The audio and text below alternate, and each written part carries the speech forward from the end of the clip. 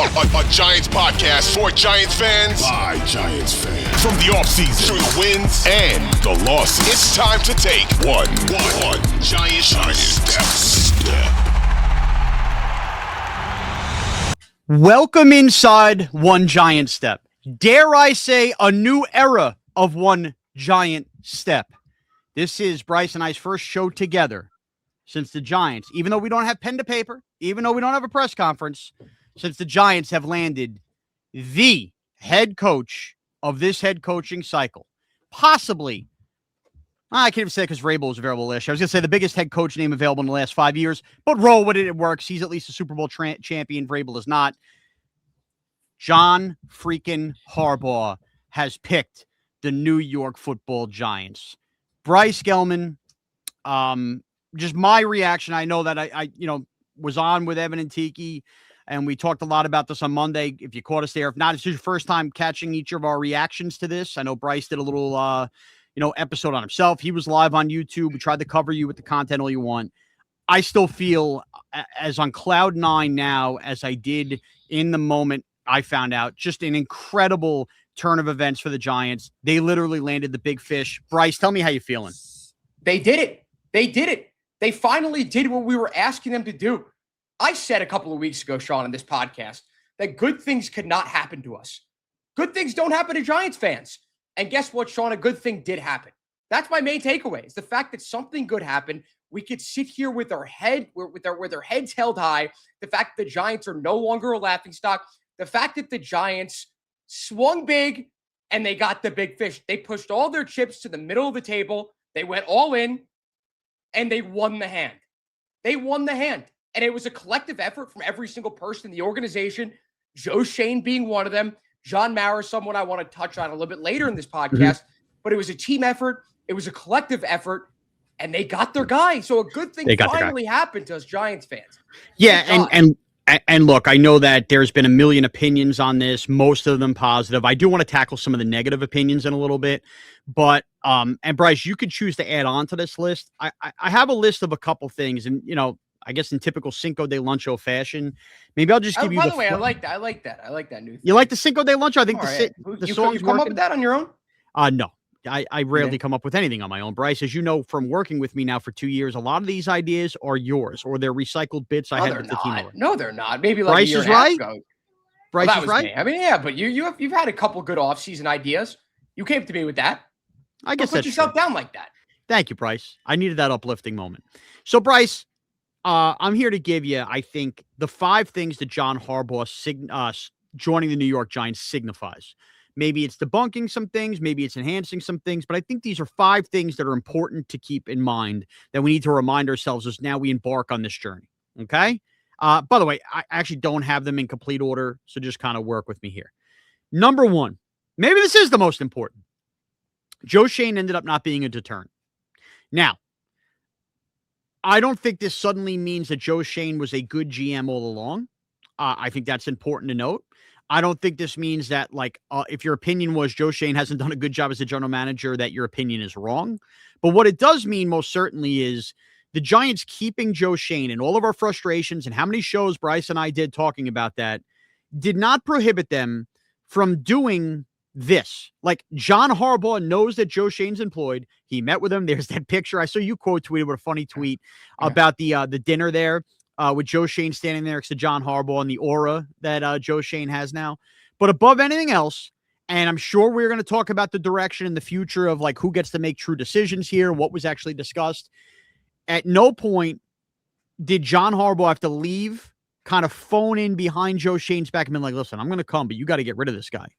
He is joining here with Joe Schoen as the general manager. So, Bryce, point number 1, all the talk we had about Joe Schoen, whether we like him or not, he didn't stop John Harbaugh from coming here. Can I chime in here? I think this is yes, you can. This is our show, Bryce. Thank you. I think that this is a good example of how the fans' opinions of guys, especially in front offices, are way different than the guys within the league. And my one example for this is Brian Cashman. It's like every Yankees fan wants Brian Cashman fired, but how many people behind the scenes have said, if he's fired, he's going to get a job right away? And I think it's so confounding to Yankees fans. What? The guy sucks. But apparently within the league, within MLB, That's how people feel. It was very similar with Joe Schoen. Everyone thought he was an idiot. Apparently, he's not an idiot. They know better than us at the end of the day, right? Yes. Yes. Okay. I think that's absolutely. Now, again, I still push back, and I think Joe Schoen has not been a very good GM, but at the very least, we know that he didn't prohibit him. He's looked at like he's a competent guy. Correct. If he was incompetent, Harbaugh doesn't come. That's it. Well, this connects to Joe Schoen. This is point number 2. If you are a Giants fan that is in love with Jackson Dart, you're normal here. And you know what you found out when John Harbaugh chose the Giants? This isn't big blue shady goggles when it comes to Jackson Dart. And I say that to say, let's all be honest, right? I thought Jackson Dart had an excellent rookie year, but in the back of all of our brains, there's a little piece of us that went, is this like for real? Like, did we actually really luck out here with the quarterback? And I know that, anything can go wrong in year 2 and year 3. I'm not saying that it can't. But very clearly, John Harbaugh, who considered the Titans, where Cam Ward was picked first overall, maybe more on that in a second. Michael Penix is the potential still future quarterback of the Atlanta Falcons. We'll see what Matt Ryan does there. He was drafted a year before when he was kind of in the mix for the Giants. Those are the 2 teams brought to the table. And then you have a bunch of teams without quarterbacks like the Arizona Cardinals, the Miami Dolphins, who basically weren't considered. If you are somebody that has argued about Jackson Dart with others, where they tell you, ooh, blue tent this, or he's not that good this, one of the best head coaches in football just picked this football team, and you could argue the primary reason that this job was the most attractive was because Jackson Dart is the quarterback. So take a victory lap if you have argued with others about how good Jackson Dart is. This is no longer a Giants blinders thing. It is how the league views Jackson Dart. Point number 2. We are forever indebted to Brian Dable. Brian Dable. Don't step on this. That's point 3. Flower. How was I supposed to know that? You didn't tell me this. There you go. Perfect segue into your number 3. You're welcome. Point number 3. Brian Dable does deserve his flowers here. Now, I have to be fair. I absolutely believe that Jackson Dart was a Brian Dable pick. I'll always believe that. But Joe Schoen allowed a coach that was on the hot seat that, he didn't know the future of to highlight and pick that guy. And maybe that made Joe Schoen attractive, that John Harbaugh knows, like, hey, the coach wants the guy. Look what he just did for Dable. Brian Dable wanting Jackson Dart and not wanting Shedeur Sanders is a butterfly effect months later that leads John Harbaugh here. Mm-hmm. So in the end, if you did not like Brian Dable, that's fine. But Brian Dable, I think for me, I'm forever going to be indebted to because of Jackson Dart. And Brian Dable probably, maybe he gets another head coaching turn and he learns what he did wrong, caring about the outside influences. And Jackson Dart here, a year too late, 2 years too late for him, inevitably, to figure this out. The damage was already done. But Brian Dable, point number 3, deserves his flowers indirectly because he didn't take Jackson Dart thinking he was going to get fired.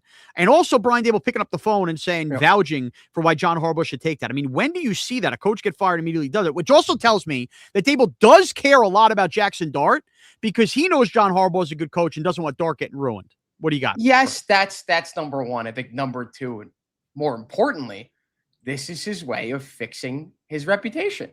Around the league, good take. He's looked at as immature. Some would say hot-headed.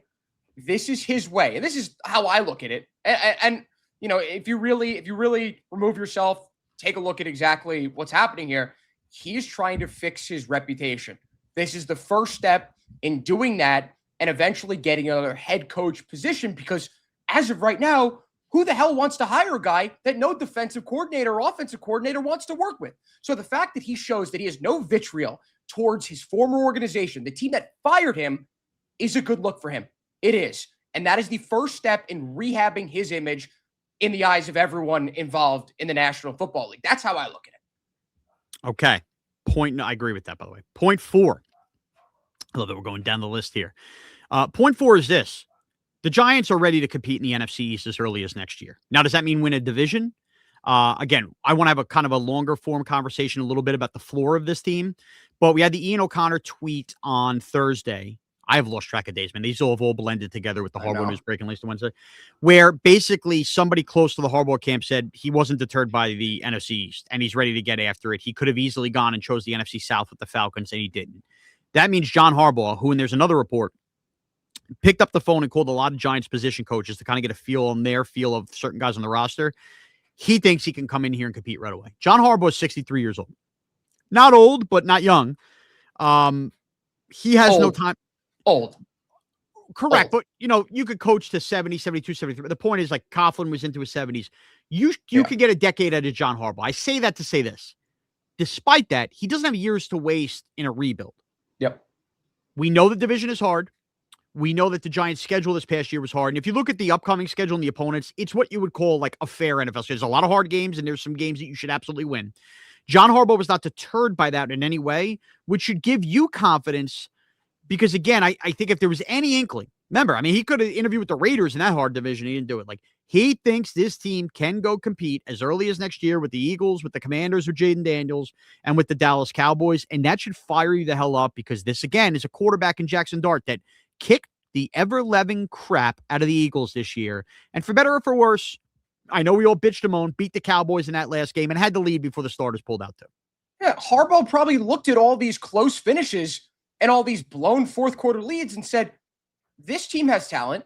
They stayed in these close games with teams on paper who look much better than them and the standings finished way above them and said, with a little touch-up, with a little accountability, with a little discipline, this team could get to where I want it to be. That's how he looks at it. He looks at the team. He sees the talent. He sees the fact that, yes, I'm 63 years old and I don't have much time left here. I've spent 18 years at this last franchise and I want a future here with this franchise. It says a lot about what he feels about Jackson Dart, and it says a lot about what he feels about the complementary talent across the team and their players. I'm not going to call Dexter Lawrence complimentary. Like he's one of the top defensive tackles with a bit of a kick in his ass. He could be better, but yeah, I mean it's very, very telling. And we all knew this as Giants fans. Yeah. We know how good this roster is. At least it's very top heavy, but add some depth. There you go. You're competitive. I completely agree. So this will be my fifth and final point on what this signifies John Harbaugh coming here. And if you hate lists, I'm sorry, but I just think that these all needed to be kind of controlled. This is good. This is called preparedness, Bryce.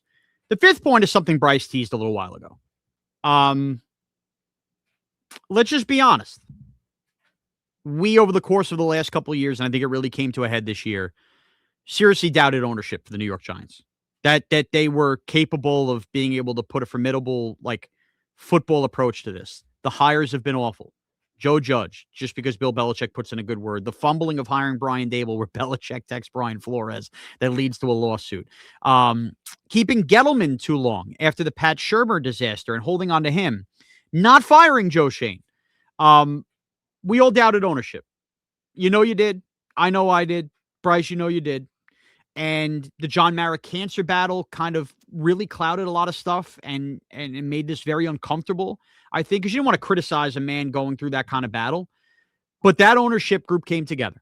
And John Mara's brother, Chris, got on a plane without anybody knowing at the time, went to Harbaugh's house, where, by the way, the Titans and who the hell was the other team who was going to get him? Falcons. The Falcons were going to go as well. But Chris got on a plane on his own, went there and had lunch on Sunday. He started the early courting. Steve Tisch joined in and said, I got the private plane. We're getting him on a plane to show him what this is all about. And John Mara ultimately had to sign off. And I'm going to also assume, based on the contract that's being reported, which is about $20 million a year for 5 years, $100 million. And make no mistake, John Harbaugh is not coming here because the Giants are simply paying him that money. The Falcons would have given him that money. The Titans would have given him that money. That is the same money per year, essentially, he was making from the Ravens. He wasn't taking a pay cut to come to the New York Football Giants. But knowing the Giants, whether that's like the Coke influence coming in, Marek pulling in and doing all this, the collective rally from ownership that understood how important a moment in time this was for a franchise that had to get this right if they feel like they got the quarterback right. And a franchise, and Bryce, you know that you're a hell of a lot younger than me. How many of your friends, I bet you have less friends that are Giant fans than I have, because year by year, as the NFL becomes about gambling and fantasy football and Sunday ticket and red zone, and you're tired of watching a team be irrelevant, they were beginning to lose younger generations of fans. They needed this thing to stabilize so that the future was bright. I think you're talking about younger than me. I know I'm cutting into you right now. Fair enough, right? Like younger than me. You're 10. My friends experience Super Bowl wins. Like, How big is that? What is this? the hell is that? How many? Doing mid-podcast. Is that a rock? We're doing a celebratory gummy here on One Giant Step. What does it have on it? Design. Oh, it has a design on it. This is my lovely wife coming down the stairs. Danielle, welcome to the John Harbaugh Gets Introduced podcast. And she's delivering me a celebratory, because she knows I've been up for hours, gummy. So here we are. One Giant Step. Do we do it? We do it. How about how? Unbelievable. How about Thursday, folks? How about Thursday? It's fine. It has a bunch of stuff in it. It's cool. It's called What stuff? We're trying new ones. I got a bunch. Nutrients? Vitamins? I have a feeling they're not nutrients, Bryce. Not nutrients. That's a great wife for you. She wants me to chill out on a Thursday night. Anyway, what was I saying? Ownership. Okay. They knew it mattered. And you're right. I was probably talking about fans younger than you. But this mattered, man. And this was a legacy hire. I know we talked about that for John Mara and everything that he's going through. To pull out all the stops and make sure that you did everything you could to land the biggest coach that you possibly could on the planet available. A guy that will give you the Coughlin-like vibes, even though Coughlin was younger in terms of like real program builder and everything. If this doesn't work out, and I don't even want to put that in the atmosphere with John Harbaugh, I cannot blame ownership for it not working out. I can't. And they showed that they still had their finger on the pulse for today's NFL on what you're going to need to win. And I think that's really important, Bryce. I think it, we have basically called this ownership group like a mess for a couple of years for not figuring this out. They acknowledged how big a mess they were and didn't want to leave any stone unturned. And they deserve credit for that. They do. 100%. It was a collective effort. As I said before, it was a team effort. They did everything they needed to do to get their guy. They completely made up for all these years. I mean, listen, I'm not going to say they've made up for all these years of incompetency and ruining our lives. That obviously remains to be seen, but they've done what they needed to do. They put themselves in this position and they sealed the deal. They sealed it, man. And good for John Mara, man. I mean, listen, on this podcast, let me just say this. We have not been critical of him. We really haven't. We've given him the benefit of the doubt. I've been a little bit more critical of him than you have, but collectively as a podcast, we have not been too critical of him.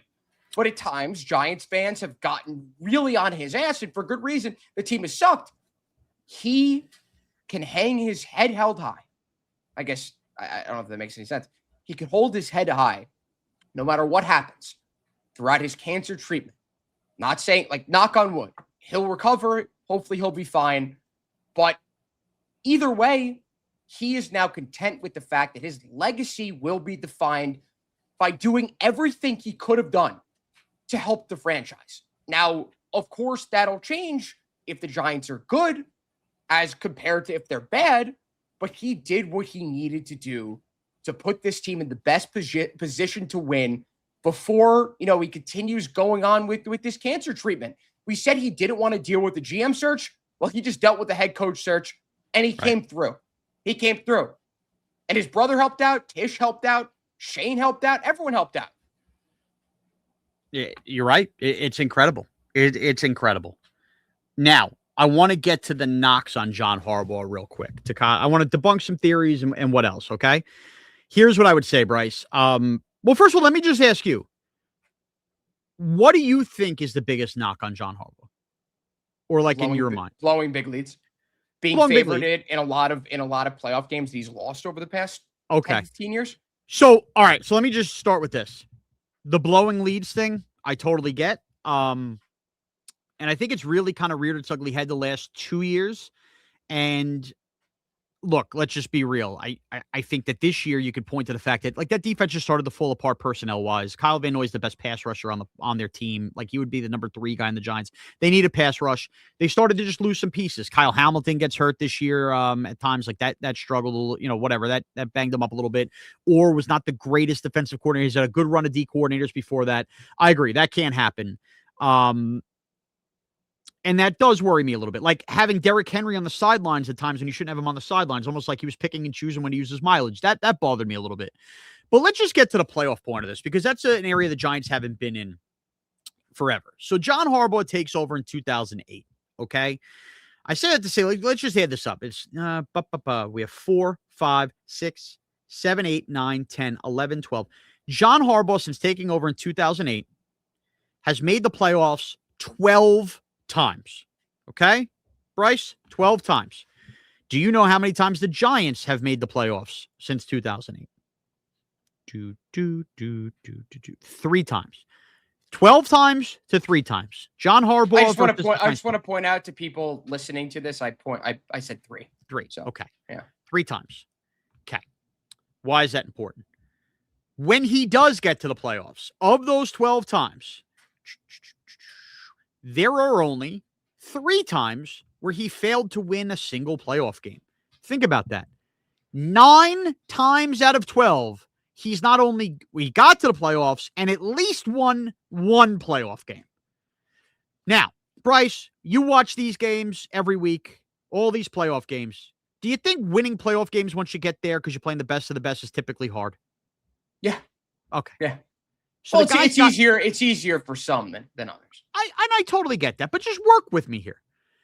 The criticisms of John Harbaugh, like losing some of these big playoff games, and I get it. He's had an MVP in Lamar Jackson. I'm going to break that down more in a second.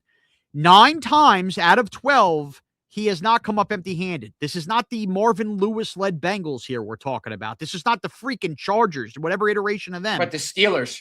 The Steelers with Mike Tomlin. Like, John Harbaugh has preparation to win these games. Now, some of these losses, if I may, John Harbaugh loses some of these big games. Let's go recent history before we even get ancient history here. Because, and the reason I'm saying this is, we know how social media is, it's a cesspool, and we know how sports radio caller stuff is, and when you're arguing people. You will get a lot of people pointing to, well, why didn't he win a Super Bowl with Lamar Jackson? Why have they lost this game? Why have they lost that game? And people forget that they watch these games and they forget what unfolded. Last year, they don't get to an AFC title game. They lose in the divisional round of the Buffalo Bills. We're coming up on the 1-year anniversary of it. Does anybody remember how they lost to the Buffalo Bills? Do you remember, Bryce? Mark Andrews. Mark Andrews drops a pass that gets them to the AFC title game, basically. Oh, it ties the game. Okay, play along, Bryce. I know, but I get it. They still could have lost. I mean, they might have been running a 2-point conversion with Derrick Henry. Like, I get it. But that's why they lost the game. We all sat there going, your most sure-handed player on the team drops a pass. What is John Harbaugh supposed to do about that? And don't tell me, well, you shouldn't be in that spot. You're playing the Bills-type playoff game. There's no blowouts in that point. Like, it's a tight game. Either you make a play or you don't. Your guy dropped the pass. The year before, Lamar Jackson finally makes an AFC title game. They have it at home. Do you remember, by the way, versus a championship pedigree team, Andy Reid and Patrick Mahomes, who ends up winning the Super Bowl? Do you remember, Bryce, why the Ravens lost that playoff game? Save Flowers fumbling. That's it. Now, you want to tell me John Harbaugh's going to coach the fumbling at him? That was a young player that made a mistake. And Zay Flowers turned around and didn't have a fumbling problem the last 2 years after that. So guess what? Yeah. He did coach the hell out of it. Yeah. All right. Now, before that, this is where it gets a little clunky, and this is where Lamar Jackson started wearing some of the warts.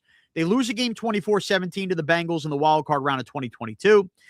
In the COVID playoffs, and correct me if I'm wrong, the 2022, actually, now that I'm thinking about it, I forgot to look into that. Was that the Snoop Huntley game? I don't know. It might have been. This is where I screwed this up. I got to see. Hold on. Yes, it was. Snoop Huntley started the game, yeah. Which is another reminder. Which is why it wasn't that. Skip over that one. No one's going to put that game on Harbaugh. But it's actually going to back my point here. Fine. The Giants, we live in a world every year, Bryce, where we're screaming and yelling about injuries. Oh, God, this guy got hurt. We're screwed. This guy got hurt. We got screwed. The MVP or an MVP quarterback got hurt towards the end of the year. And John Harbaugh still, remember they had to win that last game of the year with Snoop Huntley to even get into the wild card? They won a game. Yeah. Snoop Huntley was a Pro Bowler by the end of the year. Now, Pro Bowls mean nothing. So I don't want to say that. He was a Pro Bowler. He was because he played enough games down the stretch.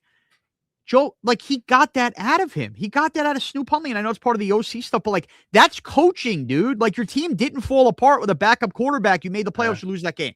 So I'm not putting that playoff loss like, what did John Harbaugh do? I mean, he's playing with a backup quarterback. He got to the Pro Bowl. All right. After that, they have the Titan win. Lamar Jackson finally wins a playoff game. They end up losing the next week to who the hell they lose to? The Bills. The Bills, 17-3. It's a terrible game from Lamar. It's a big spot for the Bills, COVID season.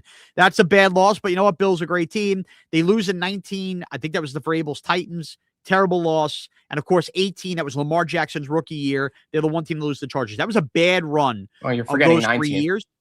Forgetting 19. Yeah, but the 2019 plus they lost to the Titans. Yeah. And then they Heavily had favored. One seed. They had the Charger loss in Lamar's rookie year. So why are those all important? Like, he went through a little rut there, but he's rebounded and showed he could win these playoff games with Lamar. And then if not for the Flowers and Andrews play, like maybe he is in a Super Bowl again. So I'm not pointing to the fact that he's been in the Super Bowl that long. Also, based on the Super Bowls, dude, in 2011, this man was in New England and Lee Evans can't catch a pass. Lee Evans. Yeah. Billy Cundiff misses a kick. And that kind of loss devastates a team. Devastate. You're on the doorstep of a Super Bowl. It devastates you. Look at the freaking Lions. Ever since they blew that lead in San Francisco with Dan Campbell in the NFC Championship game, they have regressed each year. They lose to the Commanders 1 round short of that. Then they don't even make the playoffs this year. I'm using them as a fresh example to show you when you have those devastating losses where you feel like, man, am I ever going to get back? You know what John Harbaugh did after that kind of devastating loss? They went and won the Super Bowl the next year. They went and won the Super Bowl the year after. San Antonio Spurs vibes. With Joe Flacco, who, I mean, I think Joe Flacco, we end up looking back on his career and go, all right, good quarter, made a good career out of it. Wasn't no great quarterback. And I know there was the remnants of a lot of those great defensive players. That's coaching, dude. That's coaching. That's kind of my long-winded summarization of saying if you're having an argument with somebody and they want to point out, like, what makes him better than Mike McCarthy? Mike McCarthy didn't even have his team prepared to play the Packers a couple of years ago. They weren't prepared to play the 49ers in that playoff game. John Harbaugh's teams are, for the most part, always prepared to play his playoff games, and they win playoff games 9 out of 12 years. Think about it. Think about it. Dak Prescott's got 2 playoff wins, period. I say that, talking about Mike McCarthy, because that's like the other example people bring up. You get to the playoffs, and you usually win a playoff game. Would we sign up for that as Giant fans? You think that Jackson Dart's in good hands? Yeah. I think we would, Bryce. I think we would. I just wanted to get into that stuff a little bit too, because I feel like there are people. I'm glad we did because it's a different way of speaking about this. We can repeat all the talking points all we want, but that's and by the way, way to look at it. On One Giant Step, that's the first time I've done that. Nobody's heard me kind of lay out all those playoff games, but it's something I want to get off my chest. That's my gift to you, One Giant Step listeners. Little nugget in your, I guess your chicken nugget box. What you didn't talk about that in the 7 hours you did live? Can you the live stream? Hour and a half live Dude, stream. Giants. I'm like, what's 1:20? And like we were texting before you went live, and I'm about to go to sleep, and I open up the live stream, I'm like, still live? No, you seem like you wanted to kill yourself. Dude, I was so tired. So, but all right, you know what? I kind of want to wrap with this on that note. So, also, if you're looking for kind of coordinator talk, hey, what's he going to do with the DC? What's he going to do with the OC? To me, I think it's best that we could throw all the names out there: Anthony Weaver, Denard Wilson, Todd Monken looks like he's coming here, yada yada yada. I think you're going to get more answers on that, not only in the coming days, but there is going to be a press conference early next week with John Harbaugh. And Bryce and I, at some point following that press conference, and at the moment, there's a chance I might actually be present at said press conference. Wow. That's kind of in the works, coming to discuss. I don't want to hold the company to any false promises or hopes, but there's a chance I'm at this press conference if timing works out next week. Do we know which day yet? So we don't definitively. I have been tipped off by people close to the situation. The expectation is Tuesday. Okay. Okay. With it being they're never going to do it during a playoff day, Saturday, Sunday, and Monday's a holiday. Now, which is kind of funny because the NFL has no problem doing a million things on holidays. Had no problem playing a playoff doubleheader on MLK Day a couple years ago, but I digress. Because I feel like the NFL, from what I understand, the NFL kind of gives them the wink, like this is the day you should do it. This is what I kind of gathered with this too. Yeah. Okay. But I feel like a lot of those questions about coordinate, I think those questions are going to get asked.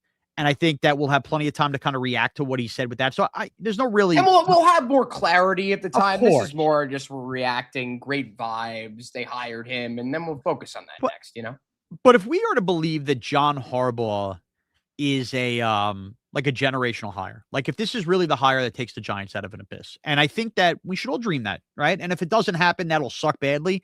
But that's the kind of feeling you have. Like my dad is in his mid-60s. He's like so fired up that he thinks in the latter years of his life, like he's got relevant Giant football back. Yeah. Bryce, I want to know, because I'll tell you, because this leads to me doing Talking Giants for an hour and a half until nearly 2 a.m. The night it happened. John Harbaugh getting hired might be one of those where you look back and you go, where were you when? Because that's exactly. I said that. I was talking about that on my live stream for like 5 straight minutes. It's such a quirky time, right? Like, okay. I did tease at the end of the One Giant Step that I posted today. At some point this offseason, I want to talk about the 5 where were you at moments the top 5 where were you at moments in your Giants fandom. It's going to be different because you've been alive way longer than me. You're old man. Yeah, I'm cool. younger, but I want to talk. That's one thing I love that. We're Great gonna idea. talk about that at some point. So Love that. Great idea. As you like to say, put a pin in. Put a pin in. So I'll give you my where were you when, and I'll let you do that, and then we'll kind of close here. Here's my, and I think Giant fans, you should think about this, like bookmark these, and maybe, you chime in on Twitter at Bryce Gelman, at Shaun Morash. Where were you when? Because a lot of people were asleep. Like, I know Evan and Tiki were both asleep. My dad was asleep. Wow. Like, he woke up to this and was like, a lot of people woke up to like my text messages I was sending them. Like, I couldn't, everybody went to sleep. Dude, full disclosure. Rangers get annihilated on Wednesday night. I mean, they suck so bad. The Knicks are playing a late game, so I knew you would be awake as well, right? Obviously, Jalen Brunson gets hurt early in that game. And then, of course, like the Nets are playing the Pelicans. They're losing. Like, I'm just going through the motions. I'm watching these. I'm tired. Okay? It is 10 o'clock. 10 o'clock. And my lovely wife, who you just heard come down a little while ago, she goes, can we finish the show before you? Can we get one I was tired. Can we get this episode in before you go to bed? We're finishing a show called His and Hers on Netflix. By the way, highly recommend it. I thought it had good plot twists and stuff. Fun show, 6 episodes, rip it through. There's your little like post-football, watch that. All right, honey, we'll watch His and Hers. And, listen, I'm coming off how many straight nights of watching football playoff games. I think I can throw a bone. Yeah.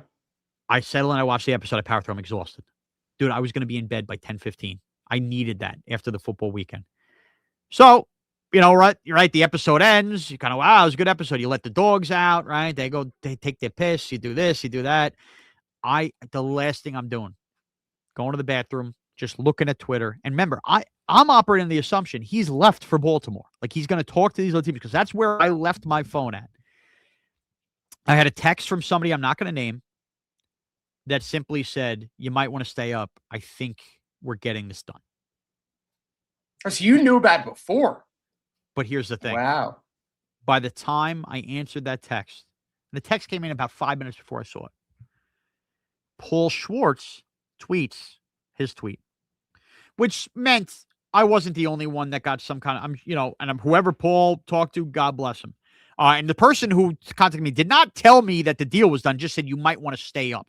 So kind of like they thought it was trying. Paul got the green light, man. And I thought that was great reporting. And I looked down and it's 11:30 and I said, oh God, what do I do here? And full disclosure. So I have a sign now, me and Bryce do this. I have a full on sign deal with John Boy. I have no problem in this where like breaking news happens. They that's part of it, man. They want you live. So I texted Justin, my partner over there, obviously. And I said, Justin, looks like we got him. And I'm not going to lie to you. Anybody knows me and my work ethic. I was praying to God Justin was asleep with his phone on silent. That's all I wanted out of the world. I just wanted to go to bed. I wanted to go to bed and wake up and just kind of celebrate this, which is the worst work ethic to have. But, bear with me. I was tired. No, respect. I'm just being real with you. And for the record, I would have came right on with Bryce real quick for half an hour and then went to bed. That was the other part of this. But anyway. Well, it would have been 30 minutes instead of an hour and a half. 100%. Big difference. Yeah. So he answers me. He goes, wow, I see Paul has it. And we waited like 15, 20 minutes because he wanted to see Schefter kind of tweet it. And then I finally call and go, listen, what if Adam Schefter's asleep? I don't know. Like, these guys go to bed at some point too. Rappaport definitely was. And I was right about that. Yeah. So we ended up going live and then all the tweets kind of happen and the show goes an hour and a half. But like my where were you when was if I didn't watch this last finale and my wife asked about his or hers, I would have been sound asleep and I wouldn't have seen it till 6 o'clock in the morning. The majority of the nights that you're asleep by that point, especially now with your new schedule. You'd be shocked, right? You'd be shocked, man. Like full disclosure, I wake up about like 6:15. I could push it to 6:30 if I want. I go to bed typically 11:30 because I'm so used to these football primetime games, right? Like the Monday night game, the Sunday night game, Saturday night game. I'm sure I'll try to wind down earlier bedtimes because all I have to worry about is the basketball and the hockey on the East Coast. But like I'm still going to bed at that time. That was my night to get to sleep at like 10 o'clock and just catch up. I'm still getting used to these new hours. So my where were you when was his or hers, kept me up, saw it, did an hour and a half live stream. Where were you when, Bryce? I'm always up late, but I decided, you know what? I'm going to sit down. I'm not going to do anything else. Sometimes that late. I mean, I'm doing a million different things. I'm watching a show. I'm playing a game, whatever. The Knicks were on, West Coast game. For me, it's not a big deal because it's not like I work early in the morning. I've got a weird-ass schedule. So in that spot, I'm like, all right, well, I'm going to watch this game. I'm going to stay up as late as possible. And, of course, 5 minutes into the game, Jalen Brunson gets that ankle injury, walks off into the locker room like, there we go. And they put together one of the worst halves of the year against a Kings team that only had 10 wins. 10 wins. So I'm sitting there watching this pathetic effort from my favorite basketball team. And I open up my phone. I see the Schwartz tweet. I mean, at that point, the entire day, Shaun, I was refreshing. And you and I kept in touch. For our listeners that you know, Bryce and I kept in touch and we debated. We almost did a podcast at 6 p.m. basically saying he wasn't going to sign, but here are our thoughts on it. That was all you said we weren't going to do that. So and I said, I just said, hey, just in case something happens tonight, let's not waste time. So I saw the Schwartz tweet and, you know, I'm dead tired. Like I'm done. I'm knocked out. At that point, you know, I'm not listen, you've got your gummy. I was out for the night. All right. Let me just say that I was done. And I'm sitting there and I'm like, you know, I had a very similar situation when Karl Anthony Towns was traded to the Knicks. I was too far gone at that point. I couldn't go live. Asked my roommates. That's like a legendary moment. I'm sitting there. I'm like, I can't go live. I went live this time. And that was it. I mean, like I did like 30 minutes and I thought it was amazing. Like that was like one of those pure moments of exuberance that you don't really get to feel as a sports fan. And in the moment, I referenced after the Eagles game when we did that reaction pod and we both were talking about it. And I said, I'm like, no matter what happens after this, we're going to sit here and we're going to take this in and we're going to enjoy it while it lasts because we don't know what's going to happen next week. We don't know what's going to happen the rest of the season. And look what happened. Yeah. I told you so. And so like, this was a situation last night where I was like, you know what? I'm going to enjoy it now. I'm all happy. And a lot of people tuned in. I saw a lot of people who were tuned into your live streams, like 10K. Man. So a lot of people, Giant fans were looking for their content, man. I mean, listen, when that came out, if you were up when that came out, you didn't go to sleep for at least another hour. All right. Like I was pumped up. I barely slept last night. And it's funny. Like when bad stuff happens, I can sleep better when good stuff happens. Does that make any sense? Does that ever happen to you? I kind of agree. I couldn't sleep game two of the Knicks winning against the Celtics. I've never been as happy as I was at that moment. You know, in a very long time. It keeps you up, but bad stuff, you're right. You just want it to go away. You want to go to sleep. Yeah. Couldn't sleep last night. Couldn't sleep that night. But yeah, I mean, that's where I was. It was sitting there and then sitting at my computer for 10 minutes deciding what to do. And I'm like, you know what? I'm going to fire it up. It's very hard for me to like immediately go from like here to here. Sometimes we do podcasts in the morning and I haven't said a word all morning. So like it takes me a while to warm up. And in that moment, I was like, well, F it. But I came on and I had it. I mean, I texted you. I'm like, let's do it. Let's record. And then I'm like, all right, like it's 45 minutes into this show. It doesn't seem like it's going to end. By the way, you mentioned, you said that Justin compared Kyle Hamilton to Caleb Downs. That was me.